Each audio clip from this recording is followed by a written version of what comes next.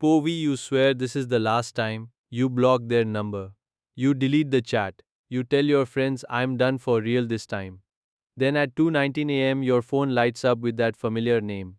One message, one I miss you, and just like that you are back in their arms, back in their chaos, back in the same pain that almost killed you last time. You keep going back to the person who breaks you, and you still don't know why.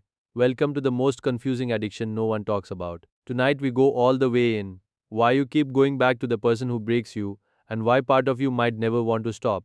Let's begin where the cycle actually started. The first time you confuse love with pain. Imagine this, you are 12 years old. The person who was supposed to protect you is the same person who hurts you the most. One day they scream at you, the next day they hug you and say, I only do it because I love you. Your young brain learns the deadly rule.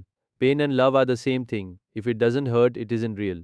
That single lesson wires you for a lifetime of chasing broken people because calm love feels fake. Fast forward to today. POV, you are 27 years old. You have met kind people, stable people, people who would never raise their voice or disappear for days.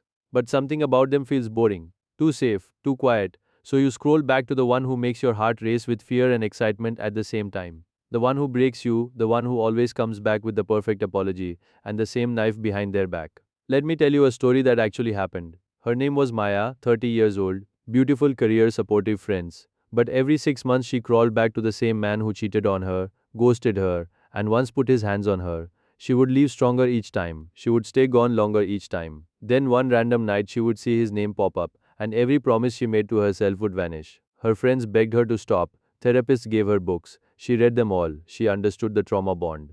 She understood the dopamine crash. She still went back. One night she looked at herself in the mirror after another fight and whispered the truth she had been hiding for 4 years. I don't know who I am without the pain he gives me. This is not weakness. This is not stupidity. This is a trauma bond, and it is running in millions of people right now like invisible handcuffs. But here is where the story gets darker.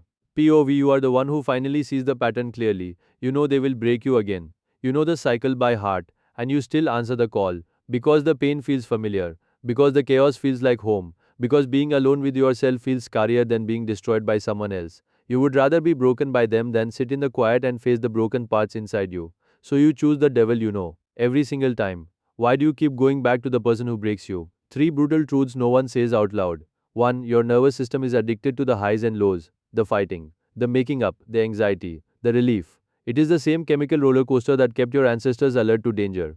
Calm love gives your brain nothing to chase, so it screams for the familiar storm. 2. You were taught that real love has to hurt. The people who raised you showed you that love comes with conditions, pain, and uncertainty.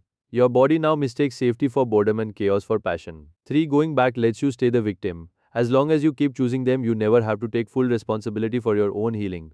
The blame stays on them. The story stays they broke me. The second you choose peace, you have to face the scariest question of all. What if the real problem was never them? Here is the twist no one sees coming. The people who finally break the cycle are not the ones who suddenly become stronger than the pull. They are the ones who get honest about how comfortable the pain feels. They stop pretending they want peace and admit they are terrified of it. They sit in the silence. They feel the emptiness. They let the urge to text that person rise. And they do not answer it. Not because the urge disappears, but because they finally decide the version of themselves that survives, without the broken person is worth meeting. And slowly the chain loses its power. So next time your phone lights up at 2:19 am, and that name appears, remember this video, you are not weak. You are not doomed. You're running an old survival program that once protected you but now keeps you trapped. The question is simple. Will you keep going back to the person who breaks you until there is nothing left to break? Or will you finally choose yourself even when it feels boring, even when it feels lonely, even when every cell in your body screams to run back into the fire? You keep going back to the person who breaks you until there is nothing left to break. Or will you finally choose yourself even when it feels boring, even when it feels lonely, even when every cell in your body screams to run back into the fire? You keep going back to the person who breaks you until there is nothing left to break. Or will you finally choose yourself even when it feels boring, even when it feels lonely, even when every cell in your body screams to run back into the fire? You keep going back to the person who breaks you until there is nothing left to break. Or will you finally choose yourself even when it feels boring, even when it feels lonely, even when every cell in your body screams to run back into the fire?